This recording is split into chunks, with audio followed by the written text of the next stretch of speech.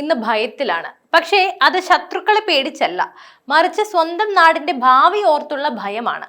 പതിറ്റാണ്ടുകളായി നമ്മൾ മാറി മാറി ഭരിപ്പിച്ചു വിട്ട ഇടത് വലത് മുന്നണികൾ നമുക്ക് നൽകിയത് എന്താണ്? കടക്കെണി, തൊഴിലില്ലായ്മ, അഴിമതി, പിന്നെ വികസന മുരടിപ്പ്. എന്നാൽ ഇപ്പോൾ പുറത്തു വരുന്ന വാർത്തകൾ കേരളത്തിലെ രാഷ്ട്രീയ സിംഹാസനങ്ങളെ വിറപ്പിക്കുന്നു. ഏറ്റവും പുതിയ സർവേ ഫലങ്ങൾ പ്രകാരം 57% മലയാളികൾ ഈ ഭരണം മാറണമെന്ന് ആഗ്രഹിക്കുന്നു. അതെ, പകുതിയിലധികം ജനങ്ങൾ മാറ്റത്തിന് വേണ്ടി വോട്ട് ചെയ്യാൻ തയ്യാറെടുക്കുന്നു. കേരളം വികസനത്തിനായി ദാഹിക്കുകയാണ്. ഈ മാറ്റത്തിന്റെ കാറ്റ് എങ്ങോട്ടാണ് വീശുന്നത്? ലോകം മുഴുവൻ ഇന്ത്യയെ ഉറ്റുനോക്കുമ്പോൾ, ഭാരതം കുതിക്കുമ്പോൾ കേരളം മാത്രം എന്തിന് പിന്നോട്ട് പോകണം? ഇവിടെയാണ് രാജീവ് ചന്ദ്രശേഖരനെ പോലെയുള്ള കരുത്തരായ നേതാക്കളുടെ പ്രസക്തി. നരേന്ദ്രമോദിയുടെ വികസന രാഷ്ട്രീയത്തിന്റെ കരുത്ത് കേരളത്തിന് ബോധ്യപ്പെട്ടു തുടങ്ങിയിരിക്കുന്നു. ഇനി അഡ്ജസ്റ്റ്മെന്റ് രാഷ്ട്രീയത്തിന് ഒരു സ്ഥാനവുമില്ല. ഇത് കേരളത്തിന്റെ രണ്ടാം വിമോചന സമരമാണ്, വികസനത്തിന് വേണ്ടിയുള്ള സമരം. അപ്പോൾ ഈ വീഡിയോയിൽ നമ്മൾ ഇന്ന് ചർച്ച ചെയ്യുന്നത് കേരളത്തിലെ ഈ വമ്പൻ രാഷ്ട്രീയ മാറ്റത്തെക്കുറിച്ചും രാജീവ് ചന്ദ്രശേഖർ എന്ന വികസന നായകൻ എങ്ങനെ കേരളത്തിന്റെ വിധി മാറ്റാൻ പോകുന്നു എന്നതിനെ കുറിച്ചുമാണ്. അവസാനം വരെ കാണുക, കാരണം ഇത് നമ്മുടെ മക്കളുടെയും നമ്മുടെ എല്ലാം ഭാവിയെക്കുറിച്ചുള്ള ചർച്ചയാണ്. എന്തുകൊണ്ടാണ് കേരളത്തിലെ 57% ജനങ്ങൾ ഭരണമാറ്റം ആഗ്രഹിക്കുന്നു? ഈ ചോദ്യത്തിനുള്ള ഉത്തരം നമ്മുടെ കൺമുന്നിലുണ്ട്. കേരളത്തിലെ ജനങ്ങൾ വിവരമില്ലാത്തവരല്ല, അവർ ലോകം കാണുന്നവരാണ്. കേരളത്തിലെ ഏറ്റവും വലിയ ദുരന്തം നമ്മുടെ ബുദ്ധിയുള്ള യുവാക്കൾ നാട് വിടുന്നു എന്നതാണ്. ഇവിടെ തൊഴിലില്ല, വ്യവസായമില്ല. ഒരു സംരംഭം തുടങ്ങാൻ നോക്കിയാൽ യൂണിയൻ കളിയും നോക്കുകൂലിയും കൊണ്ട് അവരെ ഓടിക്കും. ഒടുവിൽ അവർ ബാംഗ്ലൂരിലേക്കോ ഗൾഫിലേക്കോ യൂറോപ്പിലേക്കോ അമേരിക്കയിലേക്കോ എവിടേക്കെങ്കിലും പോകുന്നു. നമ്മുടെ നാട് ഒരു വൃദ്ധസദനമായി മാറിക്കൊണ്ടിരിക്കുന്നു. കേരള സർക്കാർ ഇന്ന് പൂർണ്ണമായും കടത്തിലാണ്. ശമ്പളം കൊടുക്കാനും പെൻഷൻ കൊടുക്കാനും കടം വാങ്ങേണ്ടി വരുന്നു. വന്യമായ നികുതി വർധനവാണ് ജനങ്ങൾക്ക് മേൽ അടിച്ചേൽപ്പിക്കുന്നത്. വെള്ളക്കരം കൂട്ടി, കറണ്ട് ചാർജ് കൂട്ടി, ഇന്ധന സെസ് ഏർപ്പെടുത്തി സാധാരണക്കാരൻ എങ്ങനെ ജീവിക്കും? പിന്നെ കേന്ദ്ര സർക്കാർ കേരളത്തിന് വേണ്ടി എന്ത് പദ്ധതി കൊണ്ടുവന്നാലും അതിനെ എതിർക്കുക എന്നത് ഇവിടുത്തെ മുന്നണികളുടെ ശീലമാണ്. അത് ഗെയിൽ പൈപ്പ് ലൈൻ ആയാലും ഹൈവേ വികസനമായാലും വന്ദേ ഭാരത് ആയാലും ഒടുവിൽ ജനങ്ങൾ അത് വേണമെന്ന് ആവശ്യപ്പെടുമ്പോൾ മാത്രം ക്രെഡിറ്റ് അടിക്കാനായി ഓടി വരും. കേരളത്തിലെ ജനങ്ങളെ ഇത്രയും കാലം പറ്റിച്ചത് ഈ ഇടത് വലത് എന്ന ഈ നാടകമാണ്. പകൽ സമയം നിയമസഭയിൽ കടിപിടി കൂടുന്ന ഇവർ രാത്രിയായാൽ ഒരേ മേശയ്ക്ക് ചുറ്റുമിരുന്ന ഭക്ഷണം കഴിക്കുന്നു, അഴിമതി പങ്കിട്ടെടുക്കുന്നു. പിന്നെ സോളാർ കേസ് വരുമ്പോൾ ഇടതുപക്ഷം ആഘോഷിക്കും, മാസപ്പടി കേസ് വരുമ്പോൾ UDF മെല്ലെ പിൻവാങ്ങും, സ്വർണ്ണക്കടത്തും ലൈഫ് മിഷനും ഒക്കെ വരുമ്പോൾ ഇവർ പരസ്പരം സഹായിക്കുന്നു. ആരെങ്കിലും ജയിലിൽ പോകുന്നുണ്ടോ? ഇല്ലേ ഇല്ല, കാരണം ഇവർ തമ്മിൽ ഒരു ധാരണയുണ്ട്. ഡൽഹിയിൽ ചെന്നാൽ പിണറായി വിജയനും രാഹുൽ ഗാന്ധിയും കെട്ടിപ്പിടിച്ചു നിൽക്കും. ഇന്ത്യ മുന്നണി സഖ്യം എന്ന് പറഞ്ഞ് ഫോട്ടോ എടുക്കും. എന്നിട്ട് കേരളത്തിൽ വന്ന് പരസ്പരം തെറി വിളിക്കും. മലയാളികളെ വിഡ്ഢികളാക്കാൻ ഇതിലും വലിയൊരു കോമാളി നാടകം വേറെയുണ്ടോ? വോട്ട് ബാങ്കിന് വേണ്ടി ആരുടെ മുന്നിലും മുട്ടിലിഴയുന്ന രാഷ്ട്രീയമാണ് ഇരു മുന്നണികളും പയറ്റുന്നത്. ഇത് കേരളത്തിന്റെ സാമൂഹിക ഐക്യത്തെ തന്നെ തകർക്കുന്നു. ഇവിടെയാണ് രാജീവ് ചന്ദ്രശേഖർ എന്ന പേര് പ്രസക്തമാകുന്നത്. അദ്ദേഹം വെറുമൊരു രാഷ്ട്രീയക്കാരനല്ല, ഒരു സക്സസ്ഫുൾ ആയ ടെക്നോക്രാറ്റ് ആണ്, സംരംഭകനാണ്. കേന്ദ്രമന്ത്രി എന്ന നിലകളിൽ തന്റെ കഴിവ് തെളിയിച്ച വ്യക്തിയാണ് അദ്ദേഹം.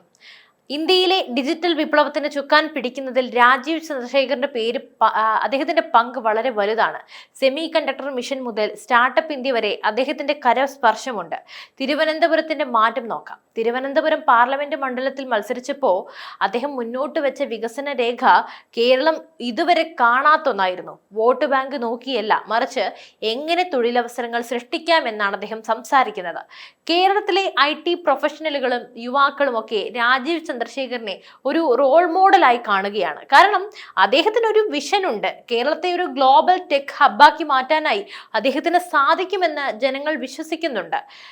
തീർന്നില്ല, തന്റെ നിലപാടുകളിൽ ഉറച്ചു നിൽക്കുന്ന അദ്ദേഹം ഇടത് വലത് മുന്നണികളുടെ കപടതയെ വസ്തുതകൾ നിരത്തിയാണ് നേരിടുന്നത്. അദ്ദേഹത്തിന്റെ സാന്നിധ്യം കേരളത്തിലെ BJPക്ക് ഒരു പുതിയ ഊർജം നൽകിയിരിക്കുകയാണ്. നരേന്ദ്രമോദി എന്ന പേര് ഇന്ന് വികസനത്തിന്റെ പര്യായമാണ്. ലോകം ഇന്ത്യയെ വിശ്വഗുരു എന്ന് വിളിക്കുന്നു. എന്താണ് മോദി ഗ്യാരണ്ടി? അത് വാഗ്ദാനങ്ങളല്ല, മറിച്ച് പ്രവർത്തിച്ച് കാണിക്കലാണ്. ഇന്നേ വരെ നമ്മുടെ BJP അല്ലെങ്കിൽ NDA മുന്നണി മുന്നോട്ട് വെച്ച പ്രകടന പത്രിക പൂർത്തിയാകാതെ വിട്ടിട്ടില്ല. ലോകത്തിലെ 10ാം സ്ഥാനത്ത് നിന്നും 5ാം സ്ഥാനത്തേക്ക് ഇന്ത്യയെ മോദി എത്തിച്ചു. അടുത്ത ഊഴം 3ാം സ്ഥാനമാണ്. ഓരോ ദിവസവും 30 കിലോമീറ്റർ ഹൈവേകൾ നിർമ്മിക്കപ്പെടുന്നു. വന്ദേ ഭാരത് ട്രെയിനുകൾ റെയിൽവേയുടെ മുഖം മാറ്റി. കേരളത്തിൽ ഇന്ന് കാണുന്ന ദേശീയപാത വികസനം നിതിൻ ഗഡ്കരിയുടെയും മോദി സർക്കാരിന്റെയും ഇച്ഛാശക്തിയാണ്. ലോകത്തിലെ ഏറ്റവും വലിയ ഡിജിറ്റൽ പേയ്മെന്റ് ശൃംഖല ഇന്ത്യയിലാണ്. പാവപ്പെട്ടവന്റെ അക്കൗണ്ടിലേക്ക് 1 രൂപ പോലും ചോരാതെ കേന്ദ്ര സഹായം എത്തുന്നു. 80 കോടി ജനങ്ങൾക്ക് സൗജന്യ റേഷൻ, കോടിക്കണക്കിന് വീടുകളിൽ ശൗചാലയങ്ങൾ, ശുദ്ധജലം, പാചകവാതകം. ഇതേതെങ്കിലും മതത്തിനോ ജാതിക്കോ വേണ്ടിയല്ല, എല്ലാ ഭാരതീയർക്കും വേണ്ടിയാണ്. എന്നാൽ കേരളത്തിലോ കേന്ദ്രം നൽകുന്ന പണം കൊണ്ട് നടത്തുന്ന പദ്ധതികൾക്ക് തങ്ങളുടെ പേരിട്ട് സ്റ്റിക്കർ ഒട്ടിക്കുകയാണ് ഇവിടുത്തെ സർക്കാർ ചെയ്യുന്നത്. ലൈഫ് മിഷൻ എന്ന് പറയുന്ന പദ്ധതിയിൽ കേന്ദ്രത്തിന്റെ വലിയൊരു വിഹിതമുണ്ട്. പക്ഷെ കേരളം അത് പറയുമോ? ഇല്ല. കേരളത്തിലെ രാഷ്ട്രീയ ചരിത്രത്തിൽ വലിയൊരു മാറ്റം വരുന്നത് ന്യൂനപക്ഷങ്ങളുടെ, പ്രത്യേകിച്ചും ക്രൈസ്തവ സമൂഹത്തിന്റെ നിലപാടുകളിലാണ്. BJP തങ്ങളുടെ ശത്രുക്കളല്ലെന്നും വികസനത്തിനൊപ്പം നിൽക്കുന്ന പാർട്ടിയാണെന്നും അവരും തിരിച്ചറിഞ്ഞു കഴിഞ്ഞു. റബ്ബർ കർഷകരുടെ പ്രശ്നം നോക്കാം. റബ്ബർ വിലയുടെ കാര്യത്തിൽ കേന്ദ്ര സർക്കാർ കാണിക്കുന്ന താല്പര്യം കർഷകർക്കിടയിൽ BJPക്ക് വലിയ മതിപ്പുണ്ടാക്കിയിട്ടുണ്ട്. തീവ്രവാദ ചിന്താഗതികൾക്കെതിരെ BJP സ്വീകരിക്കുന്ന കർശന നിലപാട് കേരളത്തിലെ സാധാരണ ജനങ്ങൾക്ക് വലിയ ആശ്വാസമാണ് നൽകുന്നത്. നരേന്ദ്രമോദി കേരളത്തിലെ ക്രൈസ്തവ മേലധ്യക്ഷന്മാരായി നടത്തുന്ന ചർച്ചകൾ വലിയ മാറ്റത്തിന് വഴിതെളിച്ചു. സ്നേഹയാത്രകൾ വഴി BJP ഓരോ വീട്ടിലും എത്തിക്കഴിഞ്ഞു. സർവേ പറയുന്നത് വികസനമാണ് പ്രധാന ചർച്ചാ വിഷയം എന്നാണ്.